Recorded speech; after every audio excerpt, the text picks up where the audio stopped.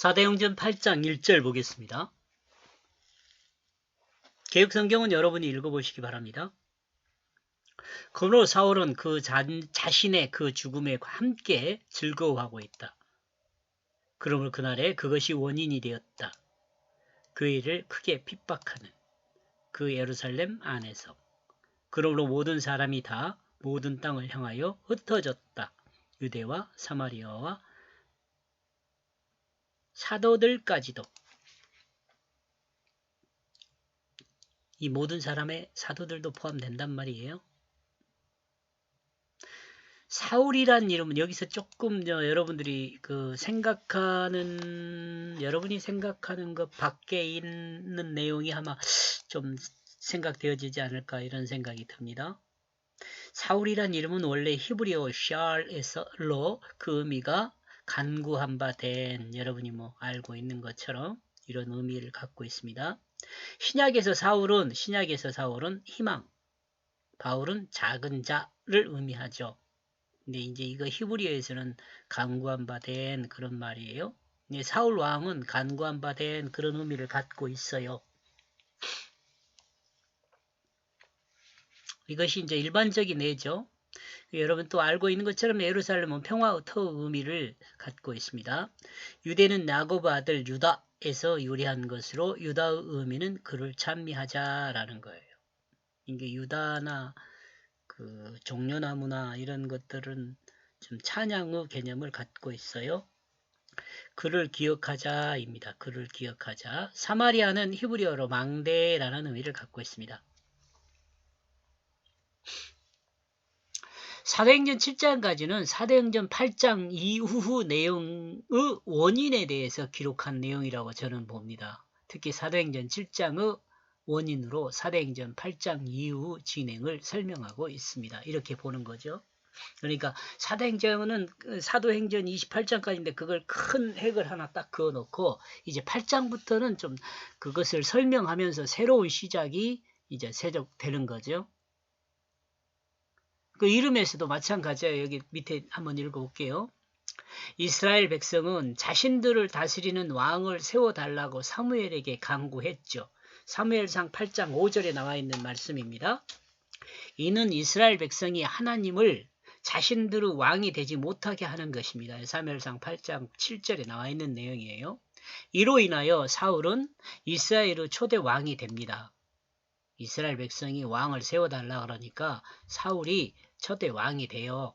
사무엘이 사울을 왕으로 세워요. 베냐민 족속이죠. 이는 나중에 이제 여러분 알게 되겠지만 제가 사무엘상에서는 이 내용을 좀 설명을 한데요. 사울이 그냥 왕이 된 게 아닐 수 있어요. 물론 이제 그 배경적인 거 보면은 베냐민 지파가 이 백성들 중에 숫자가 엄청 적어요. 베냐민 지파 숫자가. 베냐민 지파는 땅이 아주 넓어요. 대신 그러니까 땅이 아주 넓어요. 조금 재정적으로 좀 풍부하다 할 수 있어요. 사울은. 이런 여건들로 인해서 아마 좀 긍정적인 요인이 작용하지 않았나 이렇게 생각해 볼 수 있어요. 사울이 왕이 된 것에 대해서 지금 이야기합니다. 여기서 나오는 사울하고는 좀 틀릴 수 있어요. 그렇지만 또 꼭 틀리다고 말할 수 없는 게 사울은 베냐민 지파예요. 지금 여기 예수님에게 바울이 된 그 사울은 베냐민 지파란 말이죠. 하나님이 사무엘 선지자를 통해 허락한 그 인간 왕정이 시작되었습니다. 이때 이를 현재 개인에 적용하면 다음과 같은 생각을 할 수가 있어요. 나와 여러분 현재 개인요. 우리는 여기서 하나님 말씀을 다스림을 받아야 할 사람이 하나님의 다스림에서 벗어나 인간 스스로가 자기 몸을 자기 마음에 오른 대로 사용하는 인간 왕정 곧 인간 자기중심의 다스림을 생각해 볼 수 있어요. 지금 사울을 통해서 이스라엘 백성을 이야기를 했잖아요. 사울 왕이요. 초대 왕. 근데 우리 자신도 한번 생각해 보면은 우리 자신도 하나님 자기중심이 생겨가지고 하나님의 다스림을 받기보다는 누구 다스림요? 내가 내 맘대로 내 몸을 사용하는 것을 원하는 거죠. 이런 것들을 한번 생각해 볼 수 있다는 거죠. 다 이거 그 죄성에서 나오는 거죠. 요한은 마지막 선지자라고 해요. 그리고 새로운 시대를 계시한 사람입니다. 눈으로 볼 수 없는 것을 말씀으로 설명한 시대에서 이제는 눈으로 볼 수 없는 것을 말씀으로 설명한 시대에서 여기가 언제 구약이죠. 구약. 이제는 그 말씀의 실체를 눈으로 볼 수 있는 새로운 시대의 계시를 증거한 사람이죠.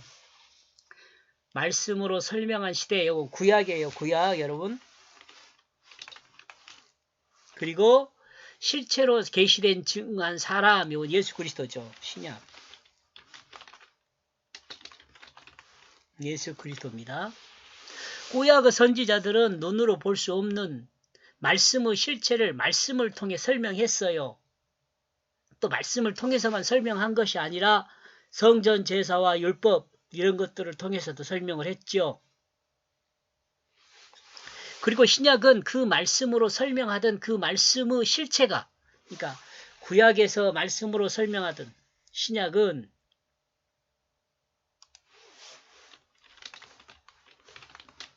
구약에서 그 말씀으로 설명하던 그 말씀의 실체가 이 땅에 오셔서 눈으로 확인하고 믿을 수 있게 계시되었습니다. 이게 누구의? 예수 그리스도죠.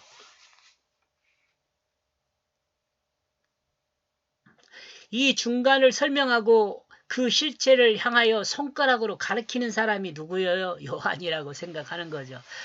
제가 생각한 거예요. 예? 여러분이 어떻게 생각하는가는 모르지만. 예수 그리스도를 손가락으로 가르쳤잖아요. 봐라. 세상 죄를 지고 가는 어린 양이로다. 그렇게 가르치잖아요. 예수님을 향하여. 세례 요한이.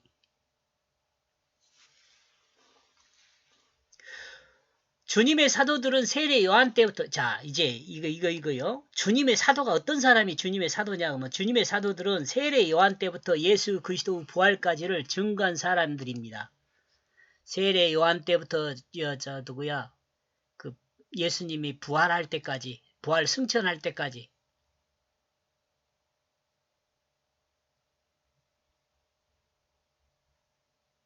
승천까지로 합시다. 근데 부활까지라면 이야기 하거든요. 부활까지라고만. 여기 제자들을 나중에 이따 선출할 때 그렇게 해요. 그러니까 여기 이렇게 봅시다. 일단 세례 요한이 손가락으로 가르쳐 지적한 예수 그리스도를 보고 경험한 사람이 예수님의 제자들이죠.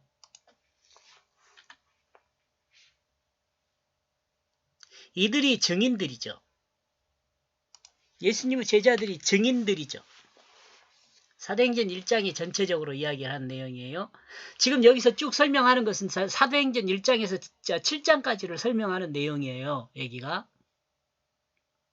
이 사도들은 주님을 믿는 믿음, 곧 주님의 대속의 십자가와 부활을 믿어 구원에 이른다고 증거하였습니다. 사도행전 5장에 나와 있어요. 지금 여러분 이렇게 설명할 수 있는 것은요. 지금 여기가 이렇게 각 장별로 요약이 돼 있어요. 제가 그걸 쭉 해온 거죠.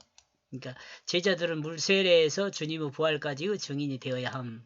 그 다음에 2장은 말씀은 육체를 더럽히지도 영혼을 음부에 버리지도 않음. 하나님의 뜻인 복음이 구원의 실제가 되게 함. 예수 그리스도를 믿음으로 구원받는 자는 서로가 섬기는 점. 주님을 믿는 믿음이 증인이 된다. 사도는 기도와 말씀 우종이고 집사는 영광된 삶의 종이다. 삶으로 하나님을 드러내는 종이다. 그런 말이죠. 말씀을 듣고 믿으면 구원받아 사랑의 왕국을 누린다. 이렇게 됐어요. 그래가지고 1장부터 7장까지가 내용이 예수를 믿음으로 구원받은 자는 서로가 서로를 섬긴다. 이렇게 정리를 했거든요. 이렇게 정리되어 있기 때문에 지금 이와 같은 설명을 하고 있는 거예요.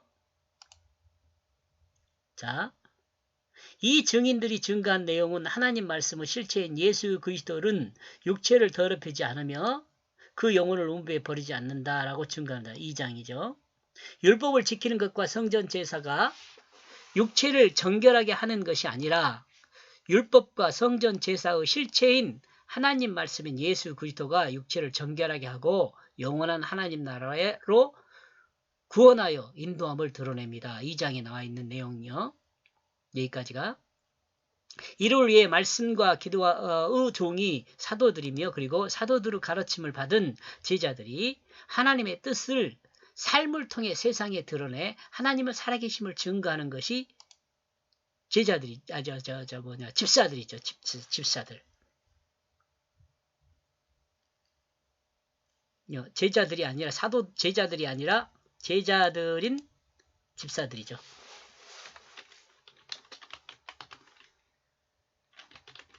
집사들이 7집사 여러분 아시죠? 6장에 나와 있는 내용이고요. 하나님 말씀은 인간의 언어로 된 인간의 이야기 안에 하나님의 뜻이 담겨 있습니다. 그러므로 하나님의 뜻은 모든 복의 근원이 됩니다. 여기서 복이라는 것은 뭐라고 그랬어요? 생명이라고 그랬어요.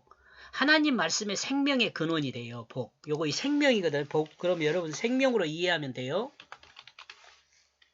생명의 근원이 돼요. 하나님 말씀이. 모든 사람이 원하는 복은 인간의 결국의 복을 소망합니다. 결국의 복이요. 그리고 이 복은 생명입니다. 설명되어 있네요. 이 인간의 결국은 거듭난 새 생명으로 영원한 하나님 나라에 들어가는 것입니다. 그런데 이 영원한 하나님 나라에 들어갈 수 있게 하는 복의 근원은 뭐라고요? 인간의 언어로 된 인간의 이야기 안에 담겨 있는 하나님의 뜻이에요. 이게 사도행전 3장에 나와 있는 내용이에요. 성전 제사와 율법을 행하는 것은 인간의 생명을 구원받을 수 있는 그 길을 설명하는 것이에요. 성전 제사와 율법은 인간이 구원받을 수 있는 그 길을 설명하는 것입니다. 구약이라고 크게 말해도 돼요. 그러므로 구약의 구원은 하나님 말씀인 오경을 믿고 여러분 제가 이것을 앞에서도 설명을 했지만 예수님께서 물고기 5마리하고 물고기 2마리하고 보리떡 5개 있잖아요. 그것으로 이걸 통째로 설명을 해버려요. 이거 예수님이 설명하는 거예요. 그러니까 그 보리떡 5개는요, 떡은 말씀을 말하거든요. 떡은 말씀을 말해요.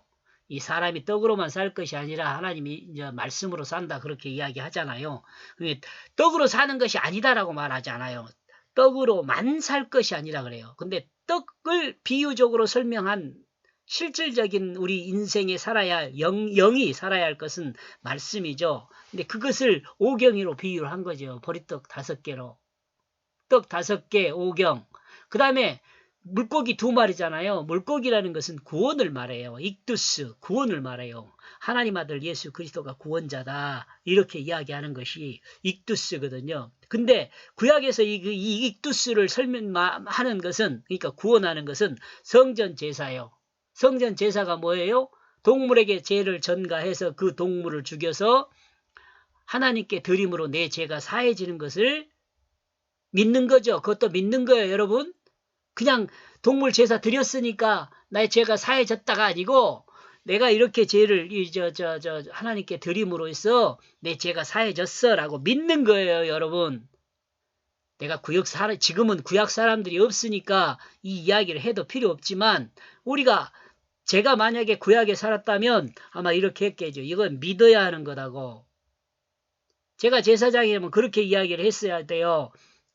이 피 제사를 드리는 것으로 당신의 죄가 사해졌다 이렇게 말하는 사해졌다라고 말하는 것이 아니라 당신의 죄가 사해졌다는 것을 믿어야 한다고 이렇게 이야기를 해야죠. 그러니까 성전 제사를 통해서 죄가 사해졌다는 것을 믿고 이 믿음을 갖고 어떻게 해요? 율법을 지킴으로 새 생명으로 사는 거죠. 죄가 사해졌으니까 이제 율법을 지킴으로 새 생명을 사는 거예요. 그러니까 예수 그리스도를 예표하는 게 분명히 맞죠. 예수 그리스도를 십자가를 설명하는 것이 뭐냐면 성전 제사예요. 율법을 지키는 것이 뭐냐면 부활을 믿는 거예요. 부활, 새 생명으로 사는 것을 믿는 거란 말이에요.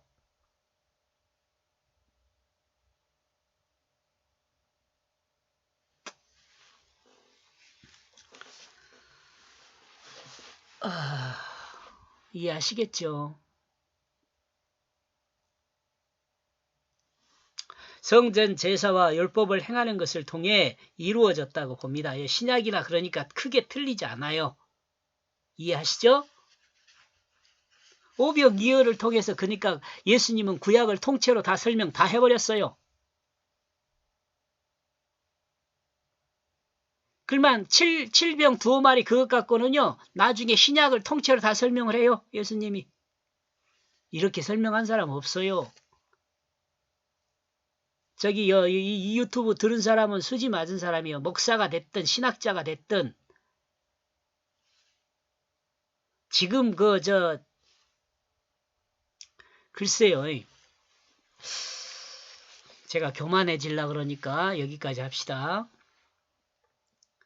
성전 제사와 율법을 행하는 것을 통해서 이루어졌다고 봐요. 그 신약도 똑같아요. 이것이 그림자예요. 그림자. 예수 그리스도를 설명하는 그림자. 똑같잖아요. 이러므로 오경을 믿고 성전 제사와 율법을 하나님의 뜻을 따라 행한다면 그들은 사랑의 왕국을 누릴 수 있었습니다. 그 나라의 사랑함의 왕국이죠. 사랑함. 사랑함이 뭐예요? 다윗 이름의 의미가 사랑함이에요. 이 7장을 통해서 이거 설명을 했어요. 7장을 통해서. 사랑함의 왕국은 오직 예수 그리스도의 대속의 십자가와 부활을 믿음으로 구원받은 그리스도이니 하나님이 창조한 모든 피조물을 진실한 사랑으로 섬기는 왕국입니다. 이건 4장에 설명을 해요.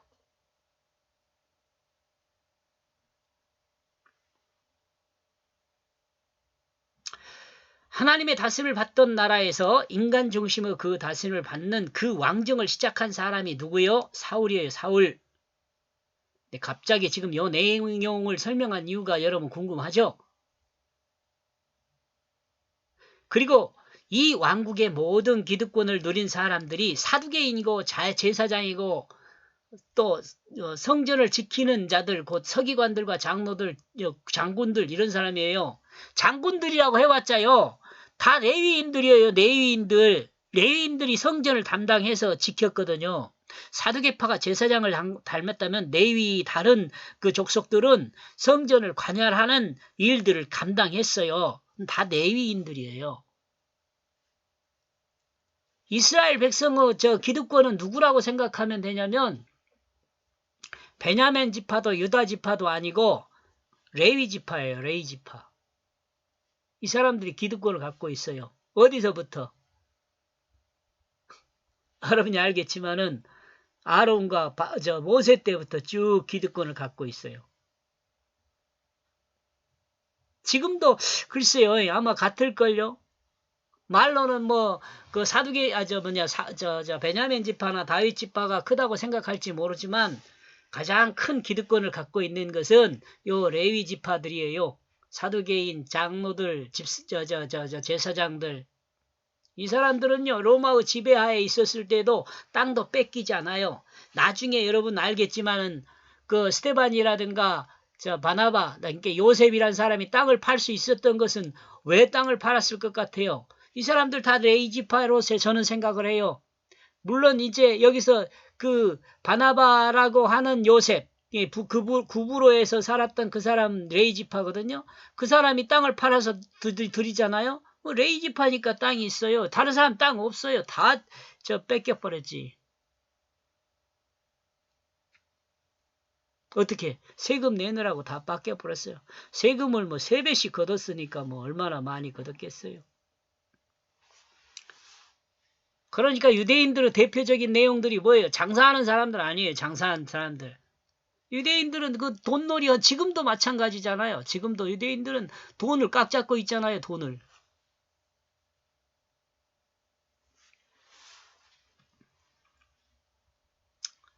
그러므로 사울은 스테반이 설명한 모든 내용을 인정하지만 여기 이제 사울 왕정이 시작됐다는 거죠.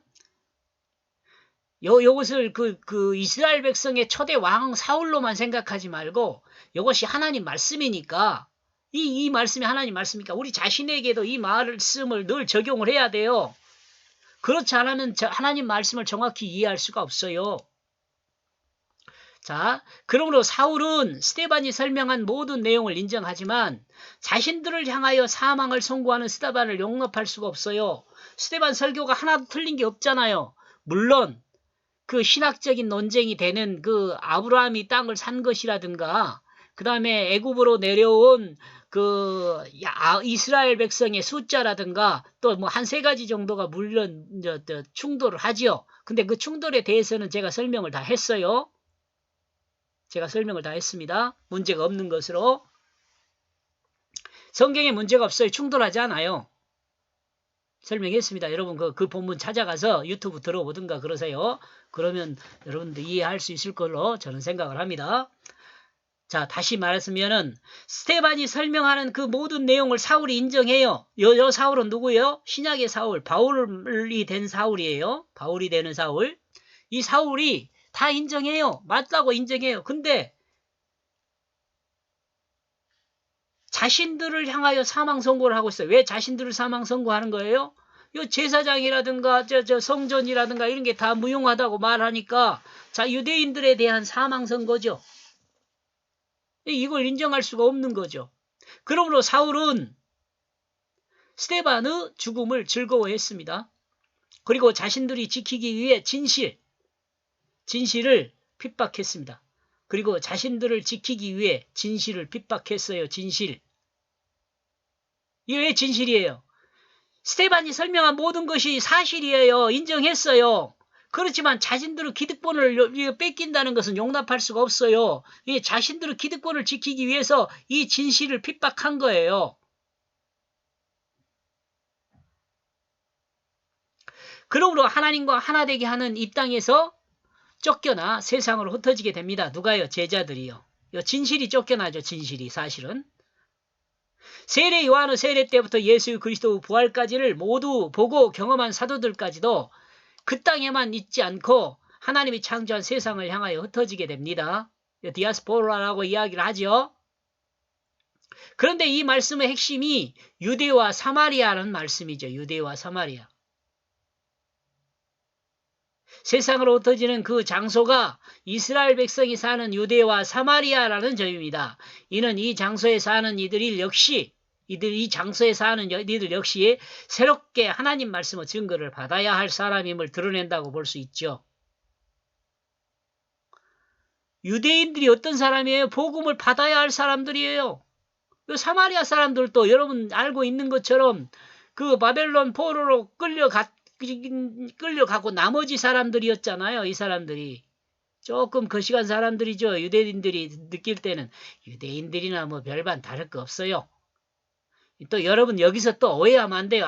유대인하고 사마리아인이 그렇다라고 생각하면 안 돼요. 나와 여러분 다 포함되어 있어요. 이 안에 나와 여러분도 다 포함되어 있어요. 왜 포함되어 있어요? 성경 말씀은 하나님 말씀이에요. 유대인과 사마리아인을 향하여 주신 말씀이 아니고 나와 여러분에게도 똑같이 주신 말씀이란 말이에요. 그러니까 나와 여러분도 저기 다 포함되어 있어요.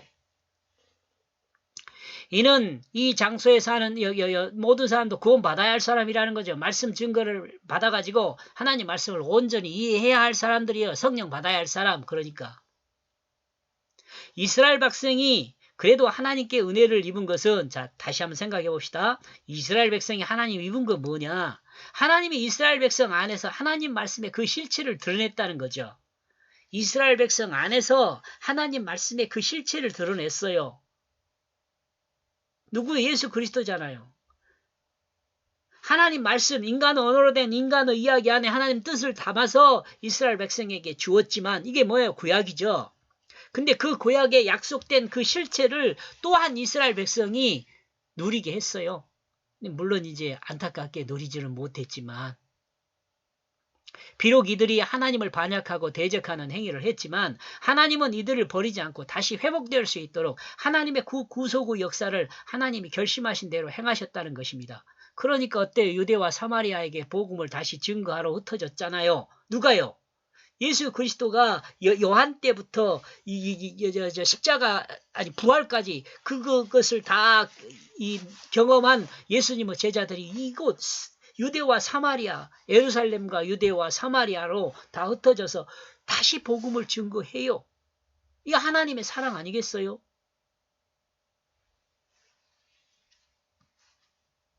하나님은 모든 백성에게 하나님의 뜻을 전달하는 그 뜻을 기록하는 그 말씀으로 사용했죠. 이스라엘을요.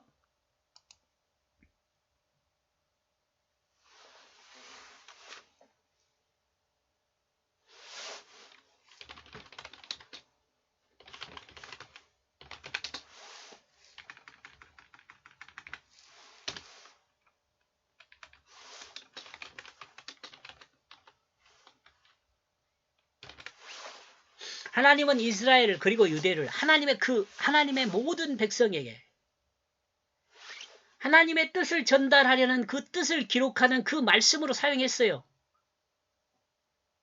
역사라고 써야겠죠. 하나님은 이스라엘을 그리고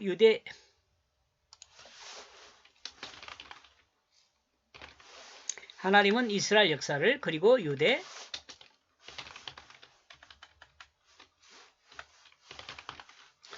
여러분 다 알고 있는 거죠. 이스라엘 역사하고 유대 역사를 하나님의 모든 백성에게 하나님의 뜻을 전달하는 그 뜻으로 기록하는 그 말씀으로 사용했어요. 이것은 이스라엘 백성의 면류관이라 할 수 있어요.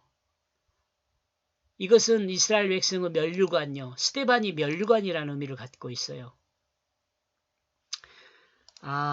지금 여기까지만 여러분 들어도 여러분에게 많은 유익이 있었을 걸로 생각이 됩니다. 여기까지 보겠습니다. 고맙습니다.